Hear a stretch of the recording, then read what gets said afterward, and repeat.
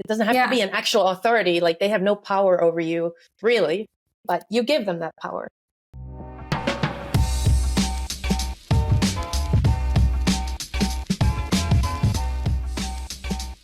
My name is Katarina, and I'm the Community and Event Manager at eCulture, a company that is on a mission to shape the world of unbiased hiring. Welcome to the Oops, I'm Biased podcast. On today's episode of the Oops, I'm Biased podcast, I am speaking to Mari Järvinen. Mari Järvinen has been on the podcast so many times she could be my co-host for all of our bias episodes, but she's an organizational psychologist and consults companies on all things assessments in recruitment, workplace culture, you name it, she does it. Today we're going to talk about authority bias. We're going to talk about how it's quite a subtle bias, but a very prominent one. It runs the gamut from marketing to social proof to doctors to recruitment, which is exactly what we're going to center the conversation on. We're going to talk about all of the elements and aspects of the recruitment process where authority bias plays a role, how dangerous it can be, so the effect of it. I'm talking about the strategic level, hiring decisions, candidate information and CVs, and also references. And then we're also going to ask ourselves the question, isn't it that there is authority for a reason? And is that not a good thing to listen to someone who knows more than you? And Mari has some very interesting thoughts on that. And she's also going to share quite some practical tips on how to minimize the impact of authority bias on the recruitment process at every stage. So without further ado, I really hope you enjoy this episode. Hello and welcome everyone. Today I am lucky enough to welcome again Mari Järvinen. I'm so happy to have you. Welcome back. Thank you. Today we are covering yet another bias. Shocker, there's a few more left. We have a few more episodes that we can cover new biases. Today is authority bias, what we're going to cover today. I won't go into too much detail just yet. Mari has been on the podcast with me for quite a few episodes already, but in case you are a new listener and you haven't heard about Mari and what she does, I would love for you to quickly introduce yourself and tell us what you do. Sure. So my name is Mari, and I am from Finland. I live in Finland at the moment as well. I'm an organizational psychologist, and that basically means that I deal with all sorts of things that have to do with workplaces and people and work and interactions in the workplace and all sorts of things around that sphere. And I also do assessments for recruitment, and I have done that for many, many years. And I think that it's fun always to be on these podcasts. I think this is my 5th time to talk about what could go wrong. And of course, we won't be only talking about the recruitment process, but they are so important. We are also biased, and it's good to be able to talk to you about these things that we should be very much aware of when we hire people and build our processes for that. Yeah. So you do cover a lot more than just biases on this podcast. Good to mention that you have a lot of expertise in other areas related. But you're definitely an expert that I would always call in if we talk about making recruitment less biased, looking at, okay, what can exactly go wrong? And well, today's no different. I already mentioned it in the intro that we're going to talk about authority bias. It sounds like quite a transparent one. Authority rings a bell, I think, for most people. Could you give us a definition of what authority bias actually is? Yeah, so a simple definition of it is that we tend to perceive the opinions of people that we see as authorities as more believable or accurate or powerful than those of others. And then we're more influenced by those opinions as well. And this doesn't have to do with the content of what they're saying. It's just that the position of power kind of gives them some sort of legitimacy that we perceive in our head when we listen to someone talk. And this often happens without critical thought. So it doesn't go through any kind of processing like, why am I believing this? But it just happens in our head. Mm-hmm. I immediately had a follow-up question around, as you say, it doesn't really have to do with the content. Does that mean that then if you say someone's in a position of authority, is it really completely, what's the word, disconnected from what their expertise might be in? Or does it have some sort of link still? So of course, there are experts who are actually very much experts in their fields and that we should be listening to. And this is also what makes it a little bit tricky, because authority bias is also probably something that has helped us survive. It has helped us get ahead and build societies, because if we think about it traditionally, it has been the most, like, the elder person or the most knowledgeable person or some sort of leader that we've been obeying or listening to. And that's not necessarily a bad thing. So this is also what makes it a little bit tricky. It's not always that they're saying something that's wrong. It's just the bias comes when we don't critically think about, is this an actual expert? And why should I be listening to this person's opinion about this? Yeah. Do you have maybe off the top of your head a very tangible example of how this could manifest? Aside from the recruitment process, because I want to get to that in a moment. Oh, yeah. I think we are all influenced by people who are using this to their advantage, and that's marketing. If you've ever heard a celebrity promote a product or seen an ad where somebody is saying, hey, I have used this and you should too, that's a way that marketing uses that as, hey, you are like me, and this makes me an authority to tell you, hey, I've tried this out and you should too. So this is where it comes in everyday life, where we see these ads, for example. And then also doctors. If we go to a hospital, there are actually studies we're much more likely to believe a person who is dressed in a white lab coat than we are to believe a person who comes and wears a sweater, even though it might be the same doctor. So that's also a typical one.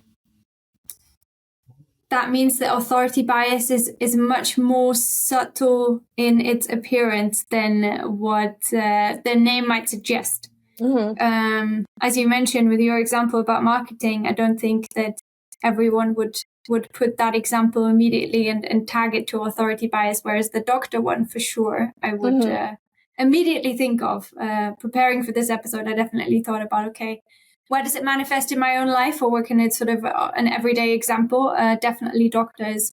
Politicians is an easy one, even if they might not even have the expertise about what they're speaking about, but they do have authority in our societal structure. So then that has some standing.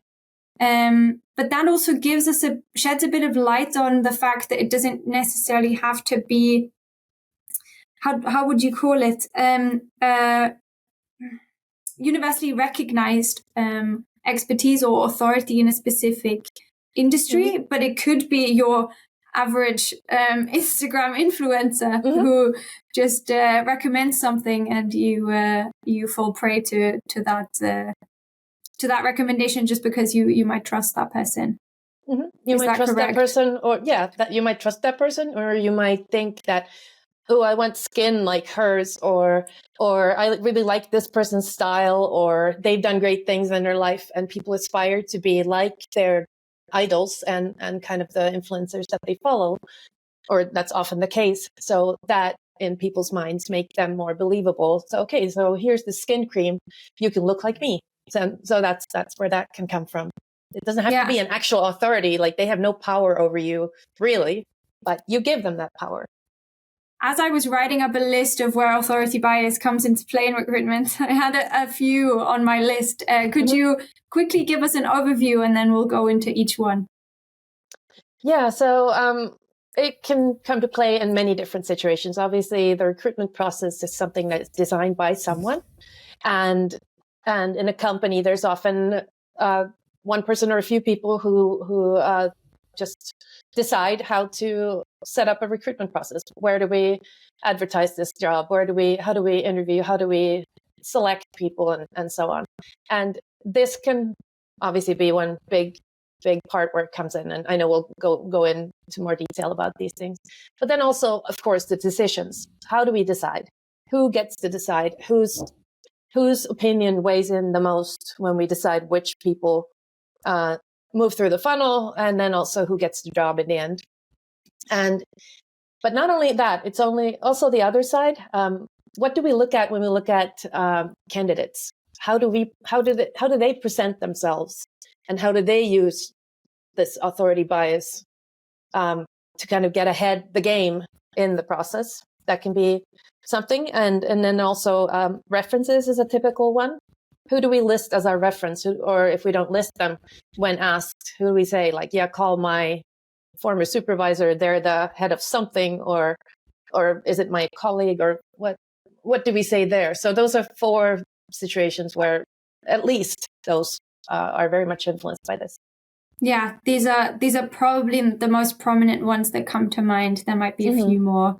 Maybe also if you look at, okay, what assessments, what skills do we look at? That might also on a more granular level. Might also be something that if we have time we can cover that as well. I'd love to jump back to the strategic level, as you mentioned earlier on. Someone needs to design a recruitment process. Someone makes the decision about what that looks like. Yeah. Talk to me a little bit about how authority bias slots into that and why that might be dangerous. So at least one way that could happen is that if we know that senior management or the CEO or whoever has a preference for certain types of individuals, we might either consciously or subconsciously design the process so that those kinds of individuals advance through the process. They might have even said out loud that don't send me people who don't have X or who have X attributes. And then even if we think that's completely irrelevant to the job, or something else might be a better fit for the job or the company, we might tend to go for those because it's just easier for us a little bit to like, okay, so here's these candidates that you wanted to see. So that's one way that can definitely happen. Just first example that came to mind. Yeah, it's a good example because it also, I think, highlights that authority bias can be very implicit. You just assume that someone might, or as you say, could be very explicit in the way that the CEO, whoever sits on top, even says out loud, "Well, this is what I'm looking for. Don't send me these people." But it can be very implicit. And the other one that comes to mind is when you said assessments as well. This is something I've actually heard from senior management many times when they're hiring for leadership positions. Like, and I don't want any cognitive ability tests for these people. You know, this level people, they've already proven themselves. We don't need to put them through that. That's another typical situation that actually happens quite a bit.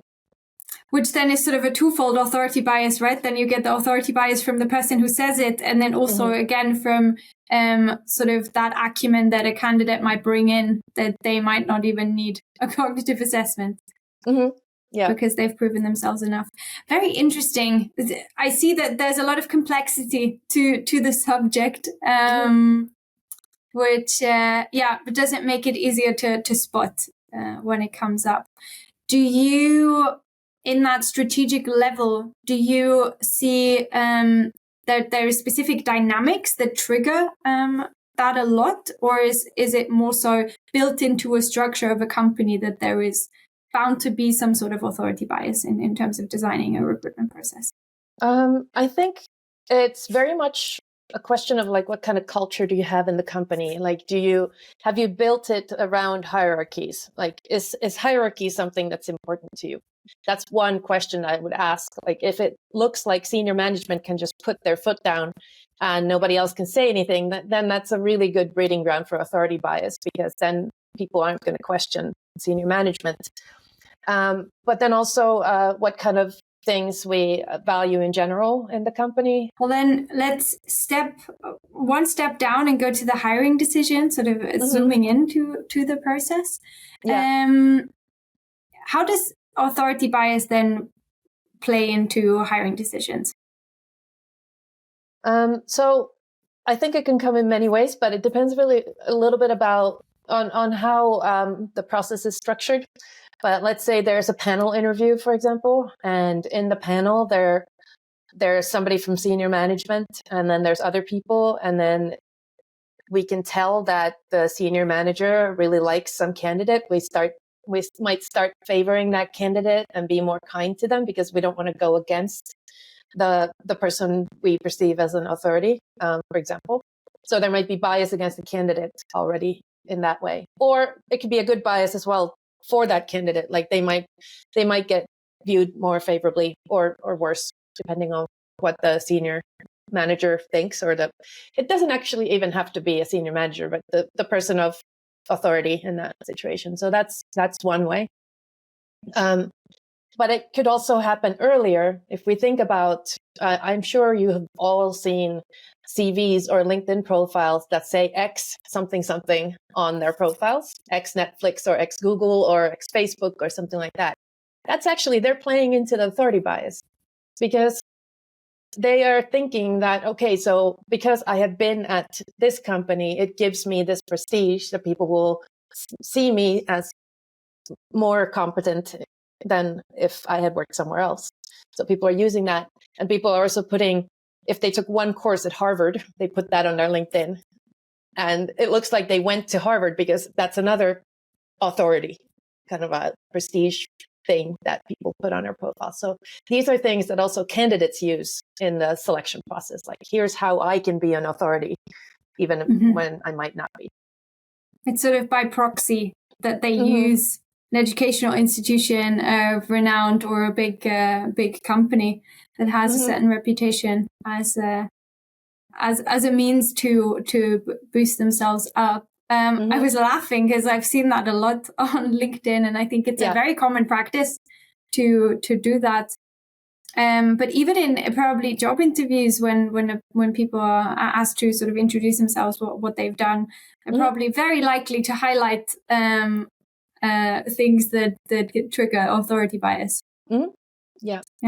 They could be name dropping. They would say who they worked with and who they know, that kind of thing.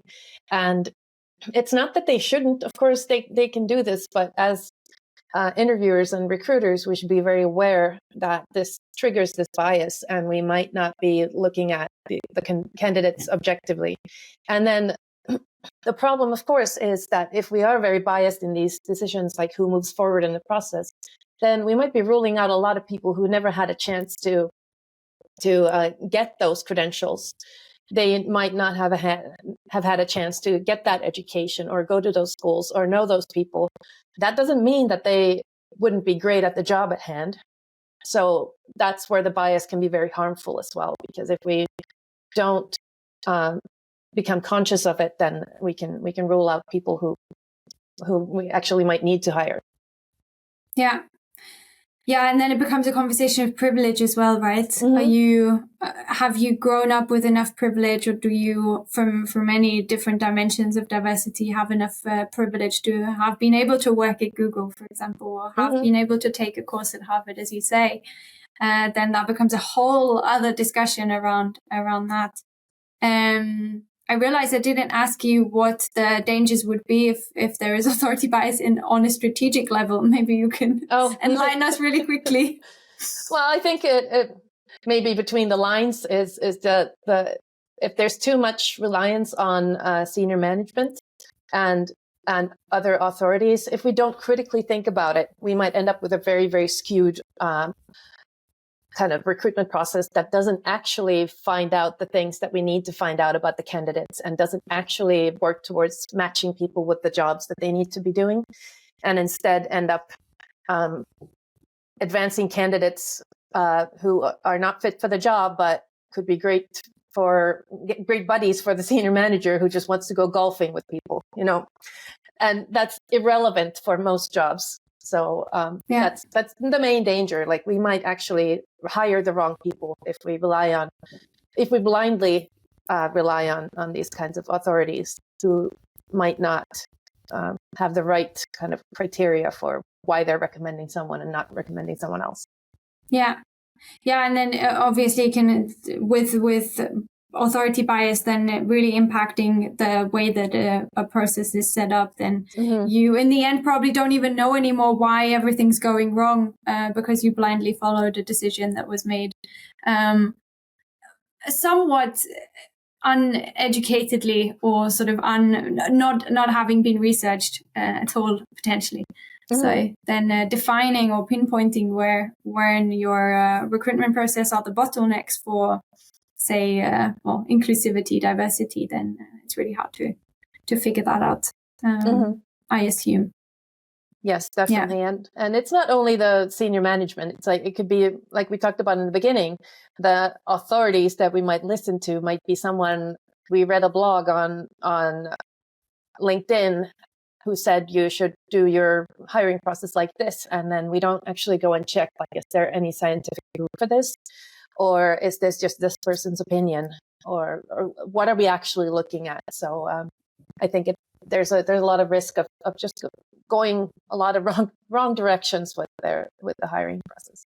Yeah, that's really good that you point that out, because also my brain always goes to, well, it must be the decision maker that then really influences everything, and then everything goes awry. But it can be as insidious as a blog, an opinion piece on the internet that really informs how decisions are made and how processes are structured. That's a really, really good piece to point out. I want to go back to the CV or candidate information, depending on how that's collected. You mentioned educational institutions. You mentioned employers, former employers. It sounds like it's very closely connected, that form of authority bias, to the halo and horns effect. Yeah. Would you say so? Yeah. Yes. It's definitely very close to that, because it can go either way. It can lead us to favoring some people, and it can lead us to not liking some people for pretty random reasons. Yeah. And so very, very close to that. And also stereotyping bias. Of course. What do we perceive? What is our stereotype? What is the image in our heads when we get the ex-Google written on the CV? What does that bring to mind? If we used to work at Google and it was horrible, that might be bad for the candidate. But if we used to work there, or if we think of them as some sort of authority, then it might be a good thing. So it could go either way. Yeah. Good to note as well at this point that we have an episode on the halo and horns effect. If you're listening to right now and you haven't heard that one, please go back after this, finish this episode first, and then go back to the halo and horns effect and stereotyping bias. Also an important one to cover. On the topic of CVs or candidate information, you mentioned references. That might be already on the CV, or it might be mentioned afterwards, who to call to double check. How do they intersect with authority bias? They intersect in many ways. So one of them might be that, because some people put the references already on their CV or in their cover letter, like, talk to these people. So they might be calling out kind of the authority bias. Like, hey, I know the CEO on such and such company, and this is my recommend, or this person can recommend me, so that they're trying to use that in their favor. Or if there's even a letter of recommendation from somebody that could be perceived as an authority. And that's not always wrong. It can be useful information that, okay, so somebody really respected in the field has worked with this person and says good things about them. But then you need to kind of double check with yourself. Is this, do these people know relevant information about this person? If this person were thinking about hiring, for example, worked as an expert, as a team member with this person, and they're now interviewing for a leadership position, the person of authority might not know anything about what they're like as a leader. So it's like, okay, so then it might be a testament to good character, but for this specific position, they might not have any authority. So kind of, this is what we need to kind of check for, that we don't just assume that their authority is on everything just because they're really high up in something else. On the topic of authority, while we introduced it, I think you already mentioned a little bit, but I want to ask you again. There might be people out there thinking, well, there's authority for a reason. right? It might be because of experience, merit, knowledge, standing, what have you. Is it so bad to listen to someone who is a figure of authority? No, not in general. It's just a question of when are we listening to them and why are we listening to them on this specific topic? And what kind of authority are we giving them in this situation? So, for example, in a hiring process, if you as a recruiter don't know anything about the job that you're hiring for, then maybe you do need someone to help you out with that. So let's say you're hiring a developer and there's a type of code that you need to test if they actually know how to do. If you need it from day one, this is not something you can spend weeks learning, but you need to know it now because we need someone for that role. Then having an experienced developer from your company maybe look at the code that this person is writing. Totally fine. Use that expertise. But that's the limitation of kind of what they should be looking at. It's like, we need this authority for this kind of thing, and then they can give that input. Totally, absolutely fine. So yeah. that's an important point. But even with that, I would say it's important to evaluate whether or not you need to have every skill from day one, because this is another thing that we often think, that we need to find someone who already knows these 15 things and has this many years of experience and from these kinds of jobs and this kind of school and everything. So I think it's important to kind of critically evaluate even that. Just, is this actually necessary, or would it be enough to have really good learning abilities and then be able to pick it up super quickly? So that's something to think about as well. Yeah.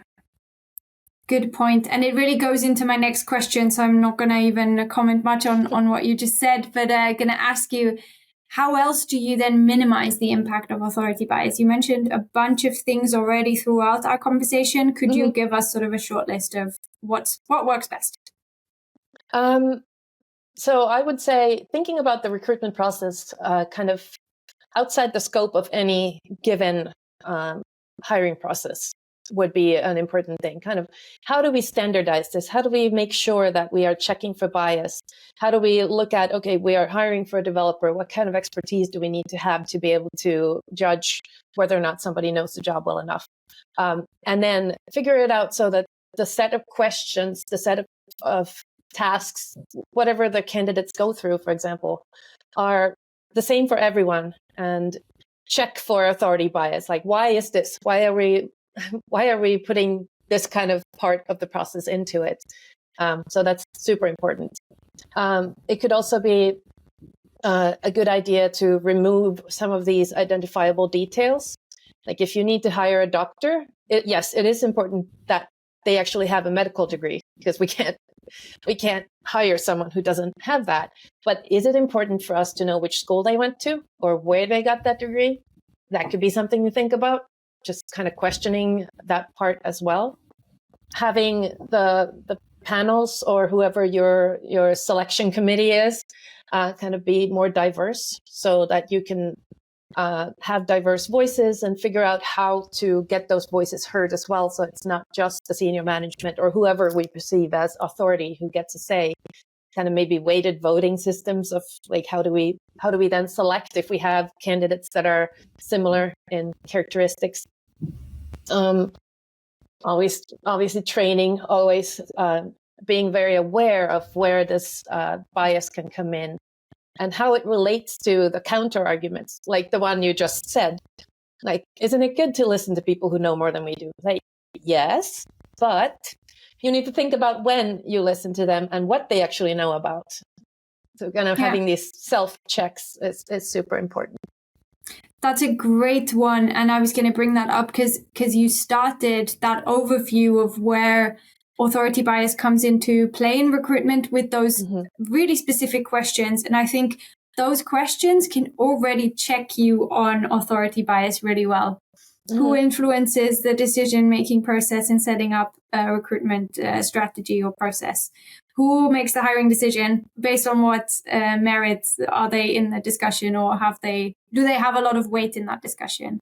Mm-hmm. And then again, what are we focusing on in candidate information? I think that was also a brilliant question to ask, where it might become very clear all of a sudden that you're just scanning for those name drops. You're scanning for the references of names that you could recognize.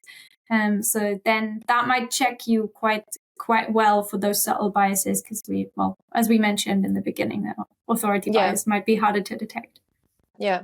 And one thing I didn't mention directly, but I think it deserves to be said, is kind of using objective tools, like assessment tools, psychometric tools, like the cognitive ability. That is one of the most powerful predictors of success.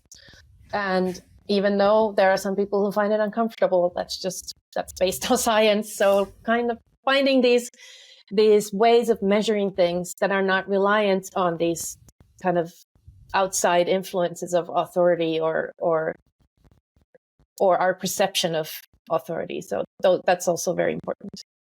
Yeah, that's a good one. Even though we're already over time, I really want to get to that question around assessments and authority bias. Mm-hmm. I'd love to really quickly get your 2 cents on, okay, how do these connect and what exactly we're looking at? So that's a big question. I don't know if we have time for the whole conversation, but I think it really comes in like, what kind of tools do you use? Are they scientifically validated, or are they the ones that are marketed the hardest? And are you using the right tools for in the right way? Are they measuring what you actually want to measure, or is it somebody's gut feeling who happens to be in a position of authority? So kind of also a critical review of all your assessment tools and methods would be a very important thing. Yeah. Just as a very simple answer to that. Maybe in a few weeks or months, we can have a follow-up conversation about authority bias and how assessments play into that. I think that would be a wonderful follow-up if and when we have time for that. With that being said, thank you again for your list of tips. I think that those were hugely insightful, very practical as well. And I want to thank you again for joining me on this conversation. This was for me, definitely a few learning moments in here, how subtle authority bias, but also how insidious it can get. Yeah. And I hope that, our listeners took away a lot from it. I hope that you enjoyed it. Most of all, you've been on always here fun. More often than we can count on one hand, almost. But for everyone who listened today, I really hope you enjoyed this episode. Please let us know what your main takeaways were from this one, what you learned. Please also reach out to Mari, maybe connect with her on LinkedIn. Lots to share on LinkedIn, lots of expertise that she has over there. If need be, please reach out to her. I know she's very busy, but there's always time to help out in any way that she can, I'm sure. And please reach out to me if you have any questions or guest recommendations of who we should have on next, which bias to cover next. And I hope to see you on the next one. Thank you again, Mari, and goodbye. Thank you.